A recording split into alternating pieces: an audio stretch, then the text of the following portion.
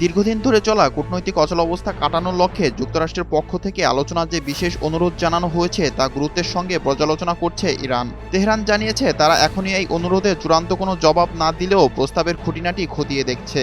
মূলত আলোচনার সুর ও কৌশলে পরিবর্তনের ইঙ্গিত মেলায় বিষয়টিকে ইতিবাচক হিসেবে দেখছে।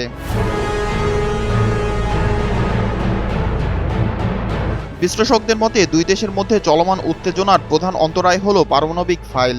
ইরানের কর্মকর্তারা এবার এই সমস্যার সমাধানে একটি সম্পূর্ণ নতুন কৌশল ও নতুন চুক্তির প্রস্তাব করেছেন। তবে তাদের প্রধান শর্ত হল আলোচনার আগে অবশ্যই যুদ্ধের অবসান হতে হবে।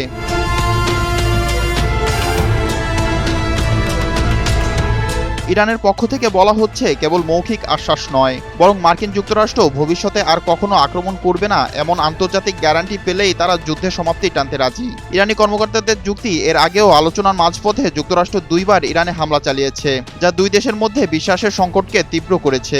তাই এবার আলোচনার আগে নিরাপত্তার গ্যারান্টি তাদের কাছে অগ্রাধিকার পাচ্ছে। ইরান বর্তমানে একটি 3 পর্যায়ের রূপরেখা প্রস্তাব করেছে।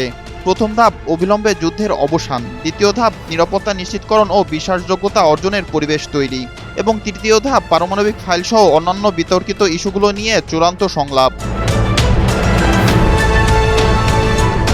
এই প্রস্তাবের বিনিময়ে ইরান একটি বড় ধরনের ছাড় দেওয়ার প্রতিশ্রুতি দিয়েছে। আলোচনার প্রক্রিয়া শুরু হলে এবং যুদ্ধের অবসান ঘটলে ইরান বিশ্বের অন্যতম গুরুত্বপূর্ণ জ্বালানি সরবরাহ পথ হরমুজ প্রণালী পুনরায় খুলে দেওয়ার আশ্বাস দিয়েছে। বর্তমানে এই জলপথটি বন্ধ থাকায় বিশ্ববাজারে তেলের দাম আকাশচুম্বী।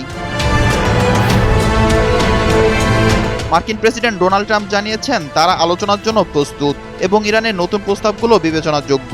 তবে হোয়াইট হাউস স্পষ্ট করেছে যে কোনো চুক্তিতে ইরানের পারমাণবিক কর্মসূচি বন্ধের বিষয়টি নিশ্চিত করতে হবে। পাকিস্তান ও ওমানের মধ্যস্থতায় এই পরোক্ষ আলোচনা বর্তমানে ইসলামাবাদে চূড়ান্ত রূপ নেওয়ার অপেক্ষায় রয়েছে।